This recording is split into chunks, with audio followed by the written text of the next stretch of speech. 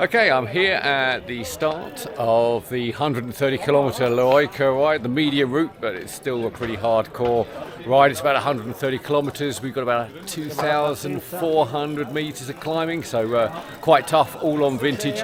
I'm at the start line here, loads of guys coming through. At the moment it's pretty cold, but it's going to be about 30 degrees, so I've got a little white top on underneath my jersey. That'll get stripped down a little later, but in a moment we're going to get off and join the rest of these guys for some awesome riding.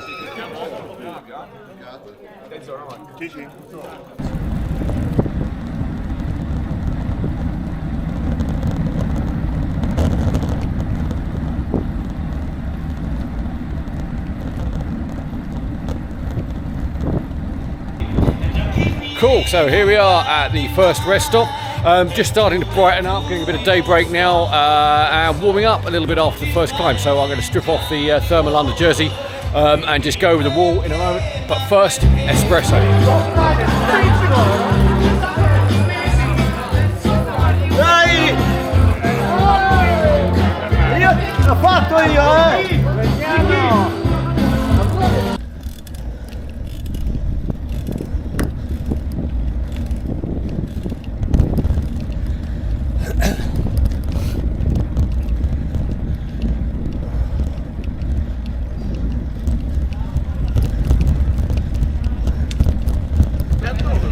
Okay, just done the first bit of climbing on the white gravel roads that we often see on Strada Bianchi. They're great to ride on, no problem at all. A lot of people riding, so I climbed off here just to check out this absolutely epic view from the top of the climb. Yeah, that is kind of what it's all about.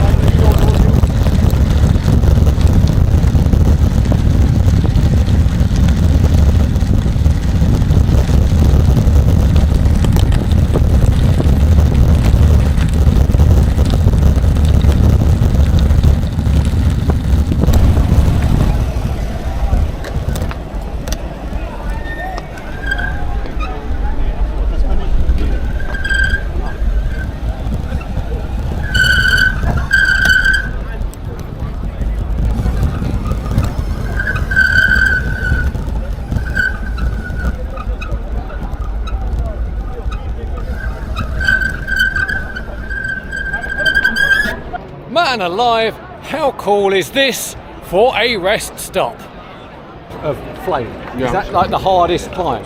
That's Brolio.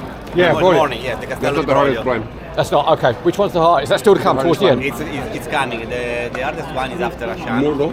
Murlo is straight up, and I walk it. It's I think 20 kilometers from here. Okay. Right. And then there is another one after the stop in Asciano, one of the second last stop.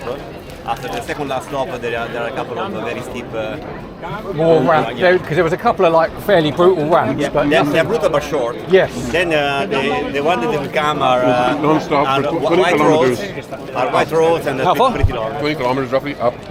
Going up and down in white roads. More or less up. Yeah, more or less up. Yeah. And you're a tall guy like me, so we've got a lot to drag up.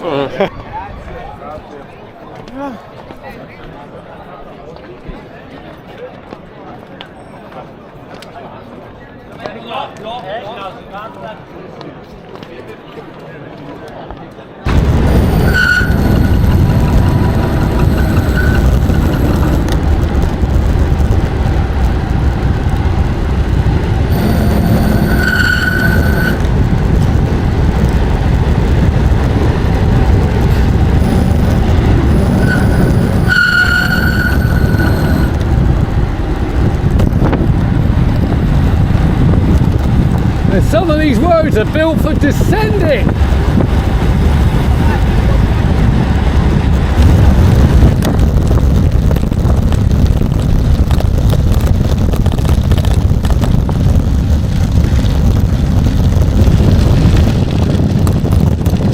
Alright, so I'm on some of the infamous white roads, the Strada Bianchi that L Eroica Tuscany is famous for. It's the same roads used in the Strada Bianchi road race earlier in the year. I'm not going to look at the camera too much or take my hands off the wheels. It's the kind of stuff you don't want to concentrate too hard on, but you've got to pay attention. You've You've got to hold those handlebars loose, and if in doubt, rise up slightly off the seat, just to let the bike do what it wants. It does wander a little bit on some of this gravelly stuff, and the lumps and bumps are savage. Oh, I'm just going to have one out. Wah! Big one. But yeah, other than that, all good. I've seen a lot of people having punctures, so if you're doing a ride like this, don't mess around. Always quality rubber, nice and fresh. But fortunately, I haven't seen anyone in the dirt yet. Okay guys, you've got to come and just follow me this way here. This has got to be probably one of the coolest rest points and checkpoints I think I've ever been to. Obviously vintage everywhere. Come around here into this square. And there we go. Oh yeah, time to refuel. Ma dove l'avete spaccato? Nella strada? Je connais très bien la France parce que j'ai roulé milliers de kilomètres en vacances et en business.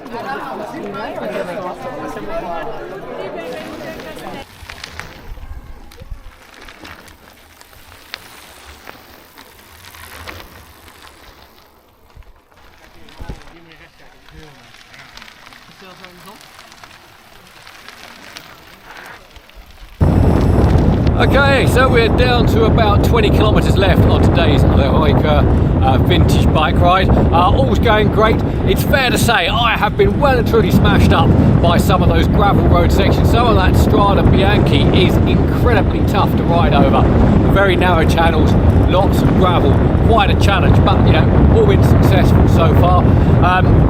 Yeah, a short distance to go, a couple of climbs, nothing too bad, so I'm just going to dig in and get this done. Obviously, I lost my bidon in one of the first sections of gravel, so I've been mostly trying to drink as much as possible with the feed stations, of which, to be fair, there have been lots, so all is good there.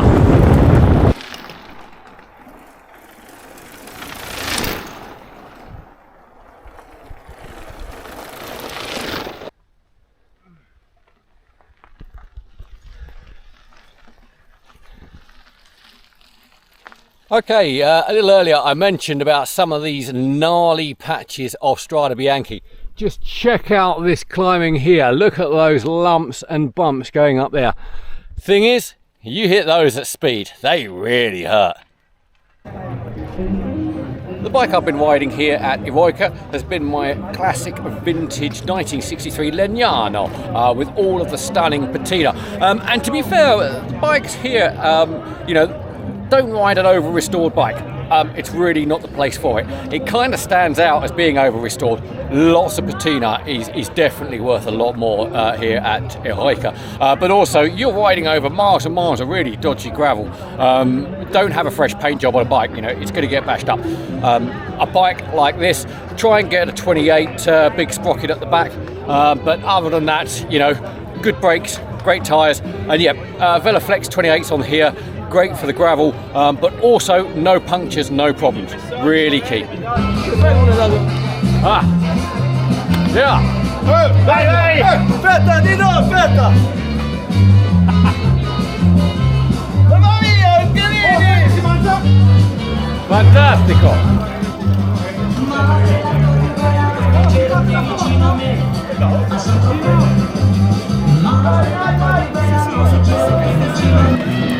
Well, there we go. Managed to survive the 130 kilometres of Strada Bianchi here at L Eroica in Tuscany. I've already had a Coca-Cola, but we're going for some excellent pizza. The pizza here is superb, as you would expect. The ride itself, superb. No finishing line footage this time because the last section of Strada Bianchi was so rough it smashed the camera mount. So I'm having to hold it now to kind of finish this one off. The ride itself, superb. Highly recommend it to anyone. You know, come out here to L Eroica in Tuscany. Pick any of the rides; they are all superb. I'm a bit tempted to go for the heroic or the super heroic next year. That's a 230 kilometre, 3,500 metres of climbing. Possibly the super heroic, which is on bikes of 1930 vintage or older. Now that would be quite something. Anyway, I hope you enjoyed the video. Do like and subscribe for anything that's cool to do with vintage bikes. Thanks a lot.